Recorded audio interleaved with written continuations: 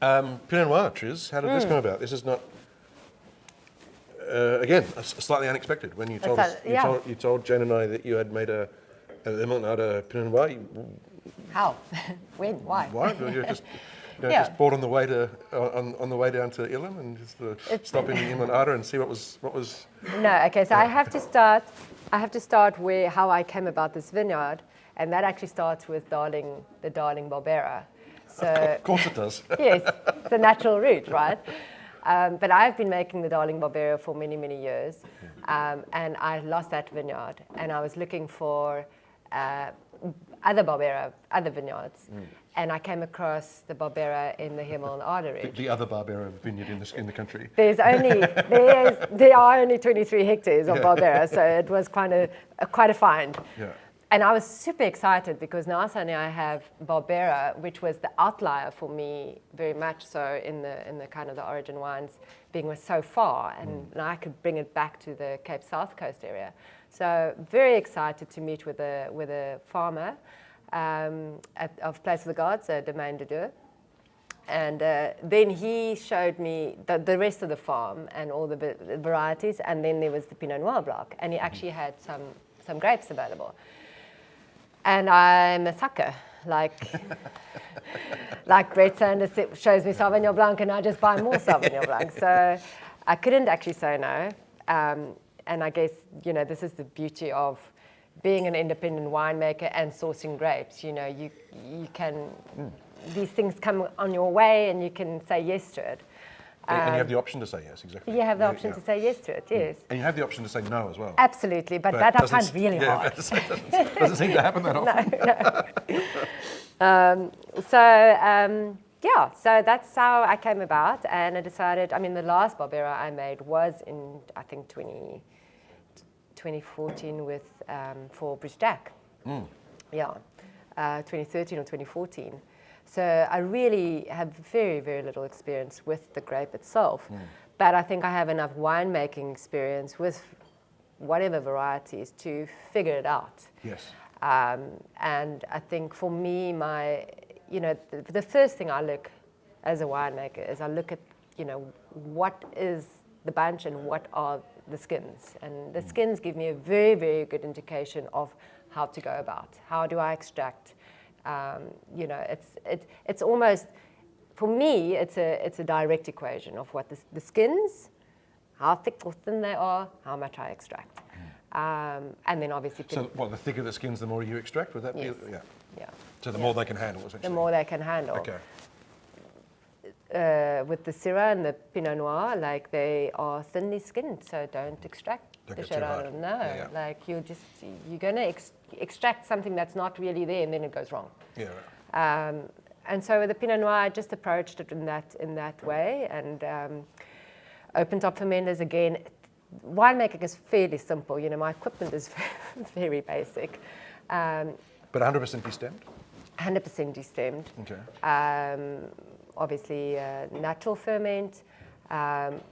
There's a natural cold soak that starts. So the grapes come in, they go into the cold room overnight, and then we'll start working the grapes the next day.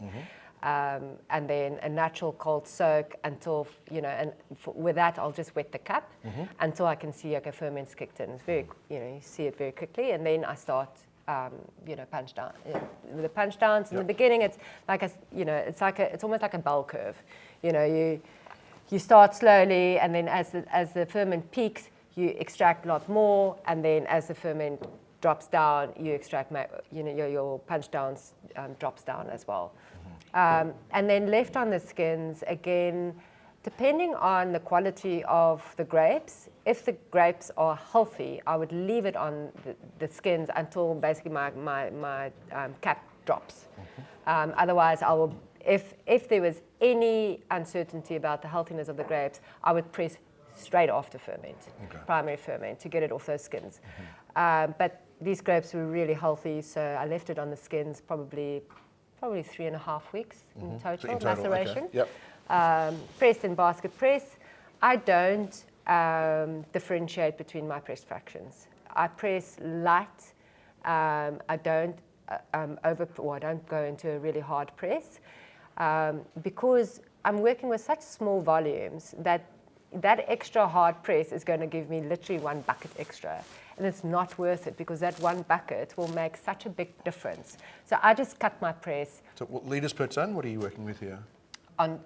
With your Pinot Noir, what are you? At what? Litres per tonne. Oh, geez. Probably around 600. Yeah, okay. Yeah, so 610 litres per tonne. Side, yeah. Yeah, so it's definitely on the lower side. But it's worth my while rather than go 620 litres per tonne, and that 20 litres is what. Because it's over-extracted and it's bitter. It's over-extracted, bitter, and then you've got to start playing with finding and whatever, and that's like, it's pointless for me. To sell an extra box of wine, essentially, or 2 boxes of wine. Yeah. So everything, my free run and my press fraction eventually just ends up in barrel together. My blending is not a science. It's, is this barrel okay, or is there problems with this barrel? And then I'll chuck it out. Otherwise, it all goes together. And in barrel I bottled this in February, so just under a year in barrel. About 20%, again, 20% new oak. Okay. What I forgot to mention is the oak that I use, and this is on my whites and my reds. It's the Veneer Eclat barrel, which is a French Cooper, but they toast with ceramics. So the barrel doesn't get toasted on the open fire. So you don't have that charry character. And I think this plays a huge important role in these wines being very elegant, even though they're all 100% oaked. The oak is very much in the background, and you're not picking up a lot of oak on the nose. And it's because of this barrel. There is no charry component in this barrel at all. Yeah, there's some nice sweet spice rather than, aggressive char. Char, yeah. Exactly, yeah. So going forward with the Pinot Noir, at this point, I don't play around with stems or a whole bunch or whatever. It might, as the more I learn. So what I've just added with the 23 is I got another vineyard just opposite the road from Broad Valley, just to add some, just to see, if I can basically keep on upping the game with the Pinot Noir. Yep. It's, awesome.